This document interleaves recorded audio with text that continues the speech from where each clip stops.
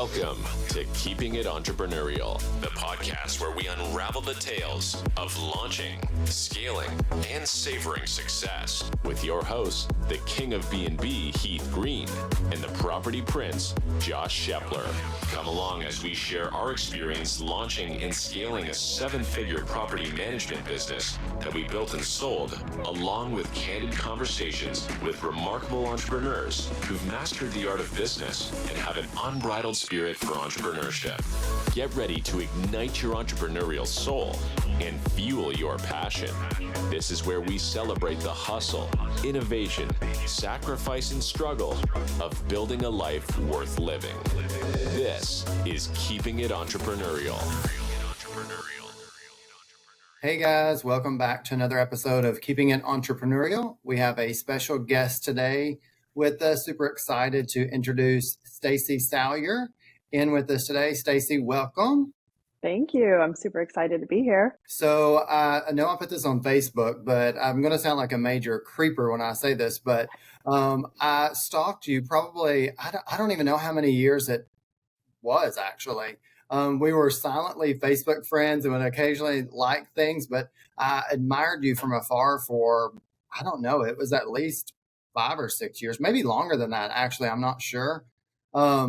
I know it was probably in the Door Grow group that I first kind of like connected with you or saw. I think you were on that podcast. And then throughout the years, just kind of stayed connected via social media and watched everything that you had accomplished. And then coincidentally, 2 years ago, when I sold my company, realized you had sold your company as well. And we were now part of the same company, which was crazy. And that was the first time that we had ever met. I know. It's funny because I know you say that, but I actually was like a big fangirl. I was like, oh, this guy is super cool. Look at his business he's growing. I loved your social media. I've always admired what you've done online. So when we finally got to meet in person, I felt like, he was like, oh my gosh, I'm meeting this really cool guy finally in person.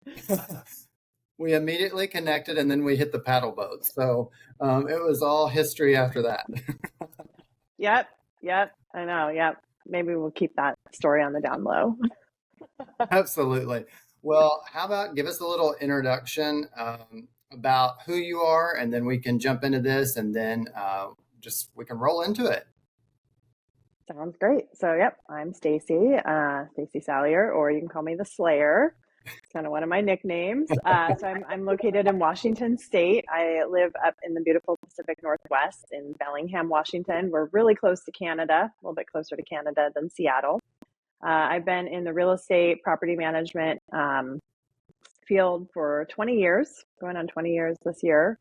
Got recruited out of retail management. I think we're also kind of connected in that background. Kind of funny, right? So been in that space for 20 years. I've done everything from property management to, real estate sales. And, started in property management. I opened a property management company for a builder in 2010. And then in 2016, opened my own as a one-woman show. And at that time was a full-time single mom of 3 kids. And basically I've just spent the last 20 years providing housing for people in the Pacific Northwest and raising my 3 kids. So that's awesome. Well, that's a quick overview. Well, yeah. The first question I have is the first question that I always get is why property management? Like so many people ask me that question because it's not the obvious field to go into. So why property management for you? Sure. So at the time I was actually working for the Gap in downtown Seattle, big flagship location. I loved retail management. I know you guys have that background as well. I thought it was really fun. It was kind of the same, but different. It was, and Gap was a great company to learn business as far as like, your percent to business and what, your denim sales versus your seasonal sales, whatever. And then I got a call from a distant family friend and said, hey, I'm looking for a property manager. I think you should come talk to me. And I said, okay, I have no idea what a property manager does. I really didn't know anything about that field of work. But I took the meeting and I thought, okay, well, I'll go in and talk to him. And what initially enticed me is at that time I'd had my firstborn. So he was about 8 or 9 months old at that time. And you guys know retail schedules are insane, especially during holiday. And he said, well, you could pretty much work like Monday through Friday, in property management. It's kind of a Monday through Friday-ish gig. It's a little bit more normal hours. You can control your schedule a little bit better. And I said, and he was offering, he said, hey, just get your real estate license. You'll make commission. So when I went on, I did not go on as an employee. So I just decided to take the jump and try it and figured, if it didn't work out, I could go back to retail, and jumped in and never left. So that's how I got into property management and real estate. Perfect. So you didn't have your real estate license first, right? No, I didn't. No, I quickly got it. I think back then it was like 60 hours. And way back then, they were still doing courses in person or VCR. But I took mine on a CD-ROM. That was like the big newfangled thing 20 years ago. So I took my course that way and went in, passed the test. And then in 2009, I got my designated broker's license. So again, at that point in time, I think those courses were actually technically offered online, not on a CD-ROM. So you've kind of seen throughout the past 20 years, the property management and real estate spaces like vastly changed. And Josh and I actually were talking about this the other day, probably within the last 2 to 5 years, our space in property management has changed dramatically. If there's anybody that's out there that was like, hey, I do want to start a property management company, or, hey, I'm a self-landlord and I want to get into real estate and invest myself, what's one piece of advice that you feel like they should know before starting? Oh, goodness. Probably the main piece of advice would be know your local regulations. So whether it's city regulations, county, and then state. Again, I'm in Washington State. I come from a very highly regulated state. I know you guys are in Kentucky. It's a little bit different. But I would say even federally, it's changing. And I have said that over the past, I think 10 years, I said, oh, just watch, I think federally, we're going to see regulations change, and people in other non-regulated states would say, oh, no. But here we are. So I think that would be my number one piece of advice, is really know the laws inside and out. And I think that's kind of a passion of mine. It's actually license law, and then, all the different regulations that come with it. So here in Washington, we have different city regulations from Bellingham all the way down to Vancouver, Washington, and over to Spokane. And then there's different county regs, and then the state as well. So if you don't know what you're doing, you could really be in a world of hurt. So that would be my number one advice. Yeah. So with that too, do you still believe that we live in a nation that is, I guess, pro-landlord, or it's smart for people to invest in real estate still? Well, I think real estate is the number one investment regardless. So even if we're highly regulated, it's still tried and true. I mean, if you go back to history, years and years and years, the term landlord came about, I don't even know what year, but we're talking hundreds of years ago. Real estate is the number one investment. And I would say that I talk about that till I'm blue in the face. So yeah, I still believe in it. I just believe that if you are getting into it, you really need to know what you're doing, or partner with somebody who does know what they're doing, whether it's hiring a professional, but treating it like an actual investment and a job. You wouldn't just go buy a bunch of stock and let it sit there, right? I hope not anyway. I hope people would look at it as this is more of an investment. It's not really an emotional, or it shouldn't be. You shouldn't be leading it with emotion. It should be, I'm providing housing. This is what the market will bear for rent.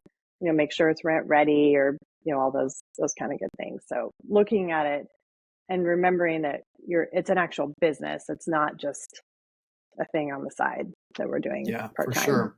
And, the most eye-opening thing I think throughout my career, and you've probably seen this as well, is obviously there's different types of landlords. There's accidental landlords, and different scenarios people end up, they're not intentional landlords per se, but we found that so many people, even once they get to a property manager, it's been 10 years that they've tried to self-manage on their own, but they finally gave up after 10 years. But those 10 years spent, their properties have went way downhill. So it's really, for me, been eye-opening to see that for the biggest asset of their lives, that they've spent all of this money, they treat it with the least concern a lot of times. They don't want to spend the money on, they don't want to hire a professional. They hire a professional for every other aspect of their life, anything. But when it comes to property management, they're like, nope, that's too expensive. The biggest asset of their lives.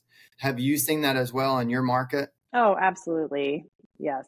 In fact, I'm working with some different buyers right now, and we actually just viewed a home this week, and it was very sad to me. So this home had been a rental, and the entire bathroom on the main level had such deferred maintenance. I mean, massive water leaks that went out of the bathroom into the bedroom, just destroyed the original wood floor. And all I could think was, why would you do that? I mean, these are, like you just said, I mean, investments that you could, live off of one day, or, pass down to your family or kids. Just hiring the right people to go in and manage them and take care of it. Or if you're going to self-manage, you have to treat it like a business, and you have to become an expert in that. And you have to look at your time. So if you have another full-time career, you really have time to dedicate to that. If you have 1 or 10 rentals, it shouldn't be just we'll just let it sit there and make money. But yeah, so I've definitely seen that in our market and over the years. And there were times once I had my own business that I actually didn't take properties on because it was too much of a mess for me. And it didn't fit my criteria, and also didn't fit in my rental pool. Obviously, it took years to build that up. But I'm very serious about what I do, and I want people that I work with to also be serious about what they do too. Yeah, absolutely. We're big on this podcast. We have a lot of different audience members that we've recognized so far when launching this. And we have people that have just started businesses. They're dreaming of owning a business. They are wanting to leave their career to launch a business, all different types of aspects. But the most interesting thing has been for this podcast is people sharing their stories. And I want to go back and kind of like touch on your story getting started. Launching your career, what do you think in taking that step was your biggest struggle and did you have the mindset then, or was that something that you learned over time? Like what did that look like for you when you kind of jumped into that space? Yeah, so it's kind of interesting. I mean, I've always been interested in real estate. So my grandparents actually lived in the Bay Area in California. So they both grew up in Virginia, actually in the South, in kind of a poor, like, coal mining town. And then my grandpa was in World War II, I think in the Air Force, and he wasn't he didn't fly planes, but he worked on them and did some different things. And so after the war, the story goes that he had $20 to their name, and they heard that there were jobs in California, and so they moved to California and kind of set down roots there. And over time, so he got a county job. He was an inspector for the county, Contra Costa County, and then they started buying homes, and they would, live in one, get it ready, kind of flip it, I guess, and then turn it into a rental. So they had a small pool of rentals. So I guess I kind of come from a family of doing that. So I'd always been interested in it. I guess I didn't really realize that I was like my own business until probably 2 to 3 years into it. And then, I guess, for me, it just kind of became a natural thing. Like, I just wanted to run my own show. And, I always took every opportunity to learn as much as I could from anybody that I was around, whether it was good or bad. And I would kind of make mental lists of, this is a bad way to run a brokerage, this is a good way to run a brokerage. And I don't know, I just kind of naturally, I guess, fell into entrepreneurship, and I love it. It's good for me. I can work in corporate. I mean, I worked with Pure, who I sold my company to, and I enjoyed that as well. But I think ultimately, I belong in the space where I can have the freedom to grow things and make Sure. them So when my you own. So what's like the lesson that you've learned? It can be personal or it can be business related that has helped you become a successful entrepreneur. So I think the greatest lesson I've learned is don't look at failure as a negative. So I talk a lot about that. I've had the opportunity to speak at different conferences, and the last couple of years, I kind of tried to include what I called, slides of my failures, and and because I have learned more from that, and other people's too. So I'll talk to other people, and whoever can, wants to be honest about what has worked for them and then what hasn't worked for them. I feel like we can learn more from what hasn't worked than maybe what has worked. So I don't look at it as a negative. I'll just say, okay, well, that didn't work, and that's okay. How can I fix this to have it work better? Or, is that something, or I try something and it's like, that didn't actually sit well. That's not what I want to do. And I'm going to just X that out and move on. So I think that's probably the biggest thing. For sure. So, and it's the same thing. I've always heard that if you want to impress people, talk about your successes. If you want to impact people, talk about your failures. What would you say have been some of what you consider your biggest failures or setbacks? And how did that set you up for like where you are now? Because I think so many people are in different seasons and they see people where they're at now and they don't understand that they went through all of these different seasons, or they don't think or can see themselves in those seasons getting through them. So talk a little about your setbacks and like how you push through that. Gosh, let's see. I'm trying to think. Which, well, I mean, probably bookkeeping is actually a big one for me. I will say, so when I first opened my own company, I was a one-woman show. I was like, okay, I'm going to call it Leading Edge Property Management and Real Estate. I added the and real estate at the very end because I wanted to do a real estate sales division. And I was using Buildium, which I think you guys used to use, right? I thought, oh, it can't be that hard. Well, it's hard for me. So I will say that I probably wasted more time and money by just not hiring somebody from the get-go to help me do the property management bookkeeping, because that's just not my highest and best use. So again, everything's fixable. I mean, you can fix anything with money, but again, we don't always have extra money laying around. So probably that was a big learning for me. It's just, you've got to create the right team from the beginning as much as you can. And then I think people has always been a challenge. So,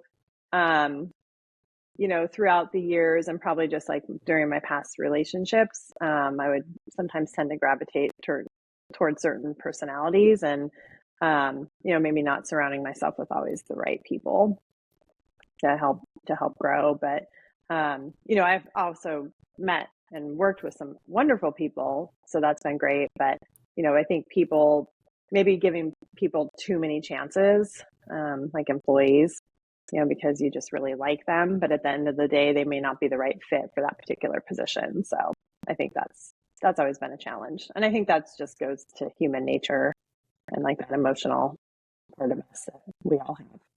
So I know there's a piece of your story at the beginning because you initially had a business partner, right? When you opened your company, an ex-husband, is that correct? So he was never, no, I never had a business partner.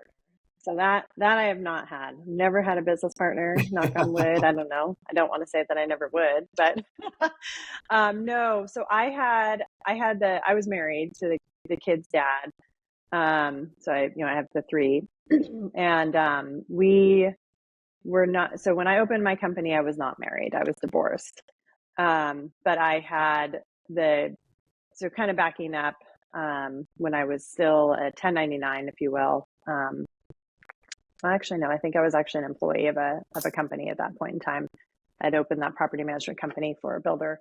I left him because of domestic violence. So that was in 2000, I think the end of 2011, very early 2012.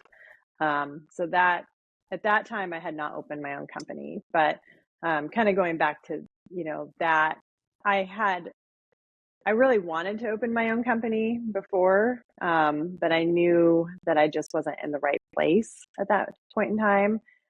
Being in that kind of relationship, I knew what was happening in my relationship was wrong, but it's very, very hard to leave that kind of relationship, especially when you have 3 kids. If it had just been me, it would have been very easy to pack up my stuff when he was gone and just leave and ghost the area, right? But with 3 kids, that puts a whole different caveat into that.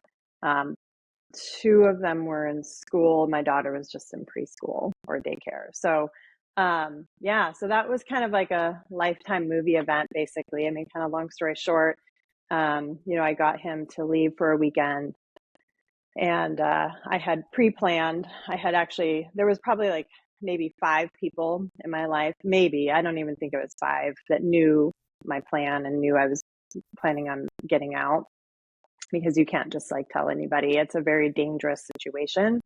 So I had actually gone and talked to my dad, and he had referred me to an attorney. And so I talked to the attorney, and so kind of long story short, I had done all this pre-planning. I'd actually talked to a friend who owned a property management company up where I live now. She and I had gone to school together. And so I pre-leased the home in secret. I told her, hey, my name can't be on anything. I can't have anybody know. And I had set up the U-Haul. And so when he left the next morning, I basically had the U-Haul, got that. And I got a couple people to help me. And we just threw what we could in the U-Haul. And I went and picked the kids up from school and moved them into a different home. So that was a very crazy 18 months of my life. It's very, very hard to leave an abusive partner. It's even harder when you have kids.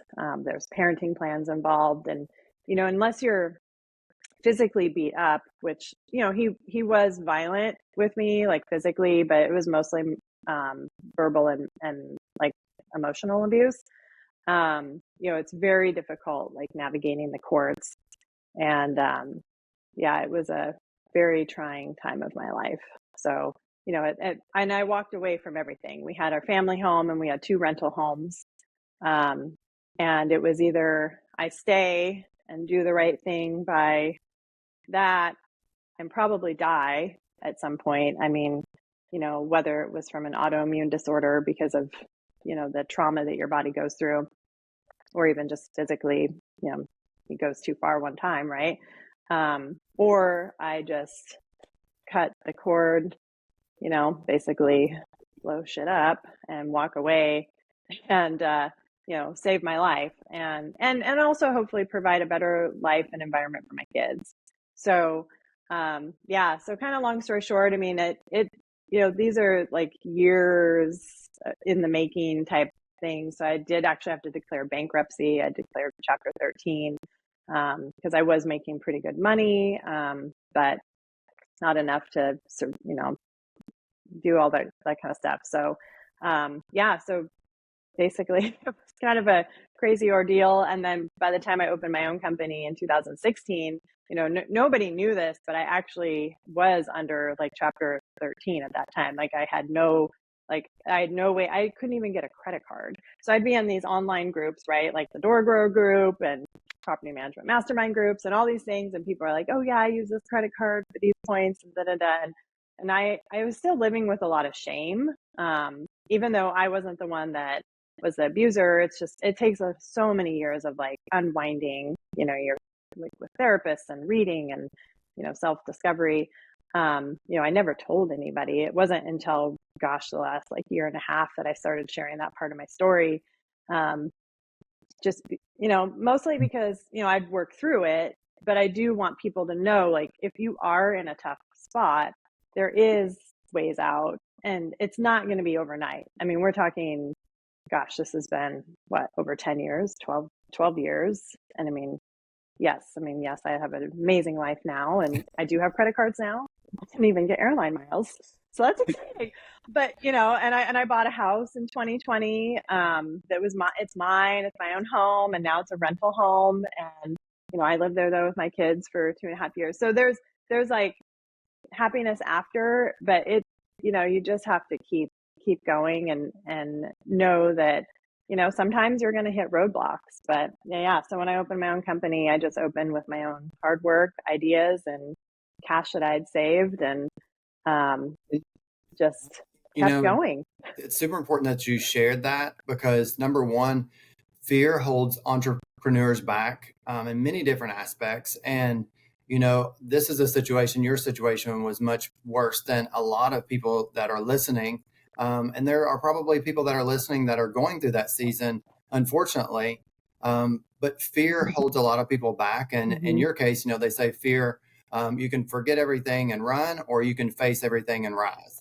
And I think in your situation, obviously I know you faced everything and you rose. So looking back at that situation and speaking to that, and maybe people that are going through that situation, how were you able to face that and then look to the future? Because that's so hard for so many people, because they just want to get stuck where they're at.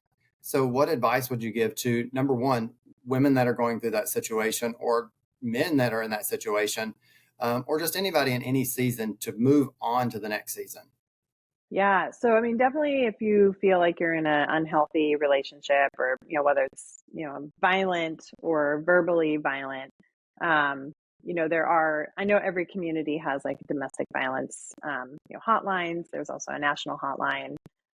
So I do recommend reach out to them, find a good friend within your relationship, of friends that, could just be there for you and not try and give you advice. So on the flip side, if you know of somebody in a relationship like that, try not to give advice and try not to shame them, because I think the statistic is that by the time a woman, and I usually use the word woman, leaves, they've tried like 7 times at least to leave.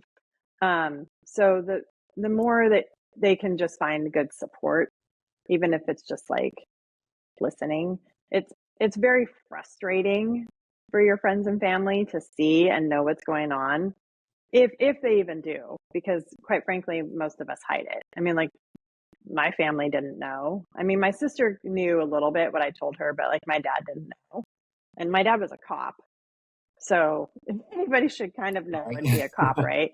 Like recognize signs. But that, and then, I guess just in general, like if you, are kind of feeling beat down, like make sure that you do have your corner, like, whether it's a therapist, or, if you're involved in church, or, just kind of your community, like who's in your community and who's in your corner. Because, and then just figure out what works for you to help build yourself back up. I mean, for me, I love to read, or I've read all Brene Brown's books. I love her. I've listened to a lot of her like podcasts and that kind of stuff. And I want to meet Brene Brown. So I always say that I put it into the universe. I'm going to meet her one day. So I think, therapy, I mean, I have a great therapist.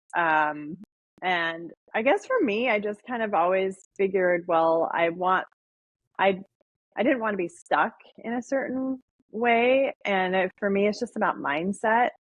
I think the older I get, the more I'm like, okay, well, what really matters in my life, and where do I really want to be? And I just focus on positive mindset. It doesn't mean that I don't have a tough moment, but I think that's the big key factor for most people is we all have bad moments in our day, but technically we don't really ever have a bad day.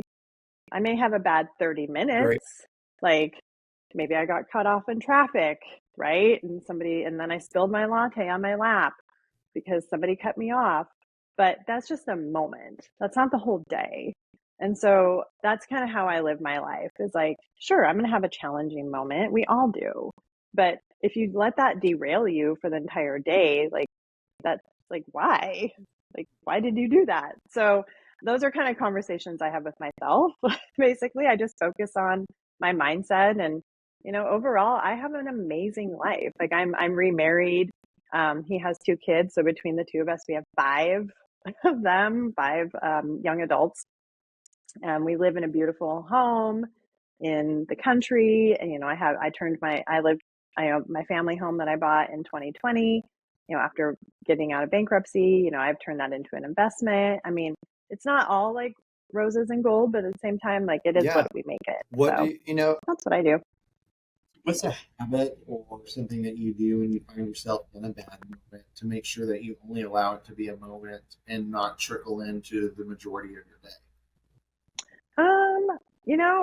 I guess it's just become such a habit that I don't even really think about it anymore. It's more just I just say, oh well, that's a bummer, or that's a like that's a challenge. Like I don't know. I guess I just always turn something into a positive. Okay, so for example, I've been working with a buyer.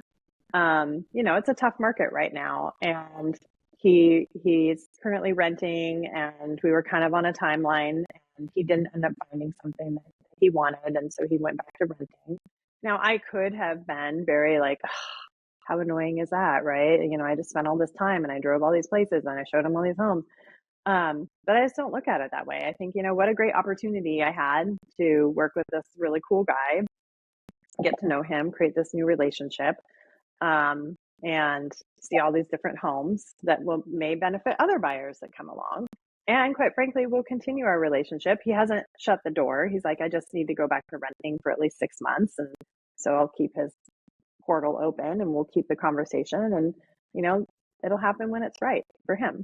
So that's the way I just kind of shift my mindset on everything that I do. To kind of set the stage here, so you've launched your company, you have 3 kids, and what's pushing Stacey forward at that point? Because I know so many people, they get up out of bed and they go through a situation like that and they focus on all the different things, the reasons, they find the excuses. We always say, if you're looking for an excuse, you'll find one. If you're looking for an opportunity, you'll find one. So how did Stacey look for an opportunity?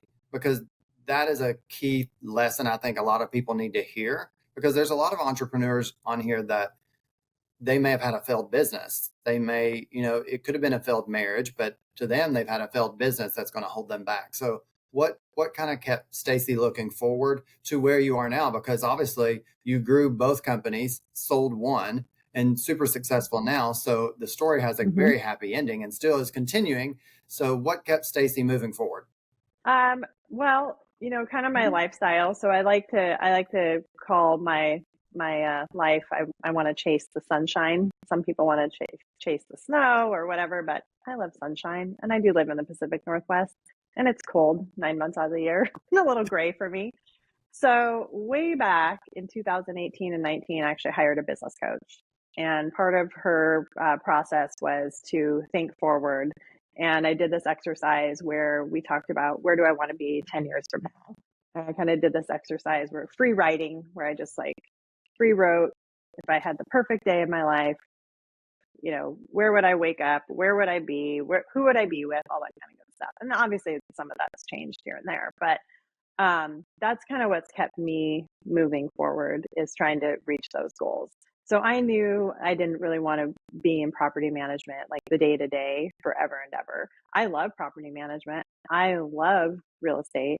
I love investments. I love working with people, but I really didn't want to be like the property manager till, I was like 85 with a walker and having a hard time getting in and out of cars or whatever. So I knew that I didn't really want to live here in the Pacific Northwest full time. I do love our summers, but I knew that I wanted to have the flexibility to kind of chase the sunshine. So that's really what's been driving me, and all my decisions. I look at, so when an opportunity falls in my lap or is presented to me, I'll say, okay, is this going to help move me forward to my personal goal of having flexibility? So my original goal was, in 2016, when I opened my company, I knew in 2026, my last child would be graduating high school. That's still true, just 2 more years left of high school. So my ultimate goal 8 years ago was have, at that point in time, wherever I was in my life, have the flexibility to chase the sun once she's graduated. So that still is what moving me forward. We're still working on that. So Eric, my husband, and we bought a condo over in South Carolina, North Myrtle Beach, Cherry Grove area. So we're, kind of chipping away at the goals. and he owns a plumbing company. So one of the reasons I've kind of stepped out of like the day-to-day of property management is to kind of help him and his operations to get his company set up so that he can also work remotely, and run that remotely.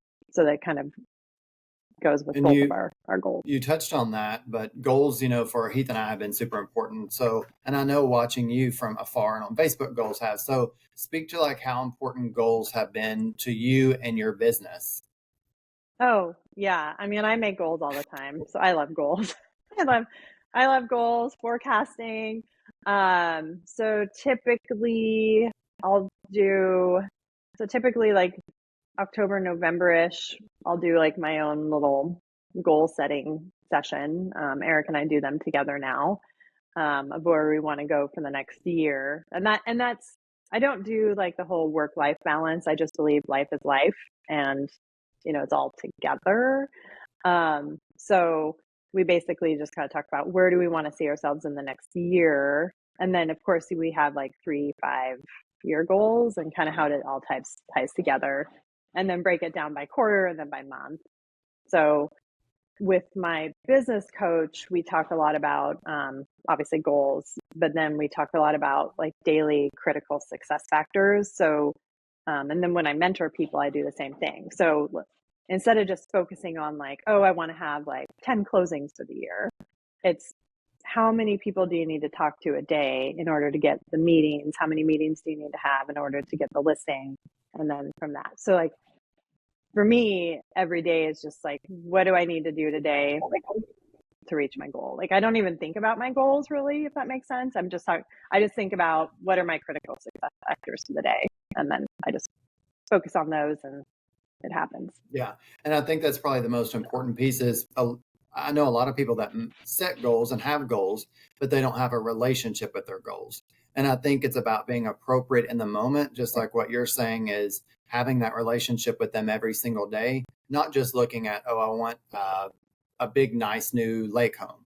Well, you have to look at all the activities that will get you there. And I think that's what the number one mistake people make is they're not focusing every single hour on those activities. They're just looking at that lake house, but you're never going to get the lake house if you're not going to do the activities. My question for you is, what's one thing that you've been consistent with that's made the biggest impact on your life? Because I think consistency is huge. I think just always trying to grow and learn. I'm a huge research nerd, and I don't care what I love like random topics. Obviously I love real estate. I can talk about that like for 8+ hours a day. But anything, I love history. So I think just always having the desire to continue to learn and grow, even if it's like dumb facts that maybe I could win at trivia. I don't know. I like to win things, even if it's just my name, like, oh, look, he's number one. Maybe I get a t-shirt too. I don't know. But yeah, just focusing on, just always trying to be better and just learn something new and really listening when other people are talking. So, trying to glean information from others. Yeah. And I know, for me, it was an emotional decision. I know it had to be for you as well, as coming through such a setback and starting your company. So what led to you selling your baby, as I referred to as my company, our company? What led you to that decision? Yeah. So I know, right? It's so funny that we both sold to Pure. So it obviously happened much earlier than I anticipated because I was on my 10-year plan, right? I had my 10-year plan and now we're in year 8. I did not anticipate selling my baby. And I actually did call it my 4th child. So I had the 3 plus the 1. So I had 4 children because it was my baby. I mean, everything from start to finish, I had touched, the marketing, the processes, the systems, I mean, anything and everything.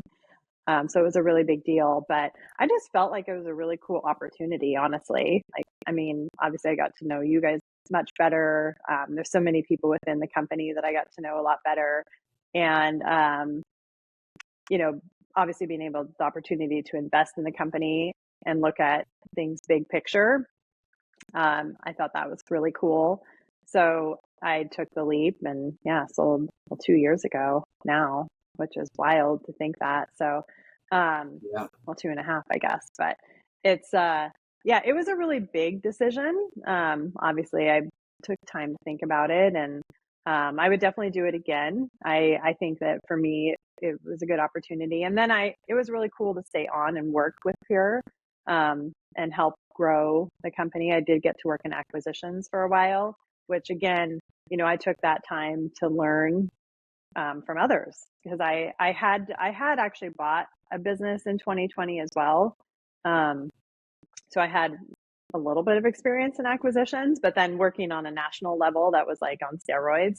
And I learned a lot about the process and all that kind of good stuff. And then, jumping into operations, operations is like the back of my hand. I mean, I love processes and systems. So that was also fun, but it was a big decision. I'm sure it was a big decision for you guys as well. And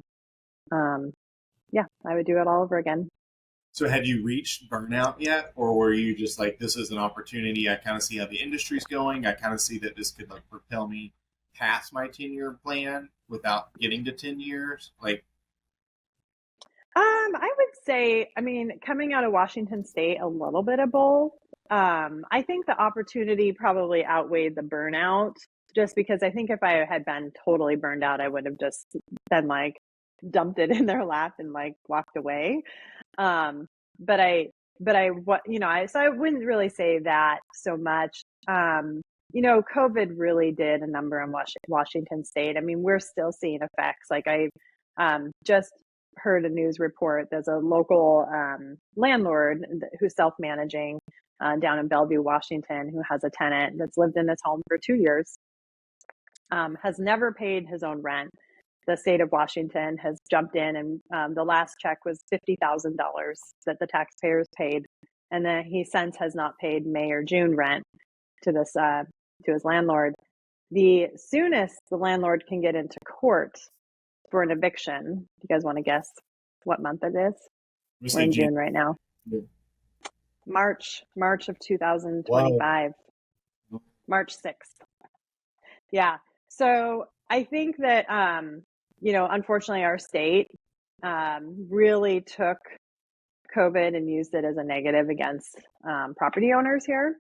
So I will say that, the regulations and it just kind of shifted the landscape, and it kind of became a little bit more negative when you're in the day to day.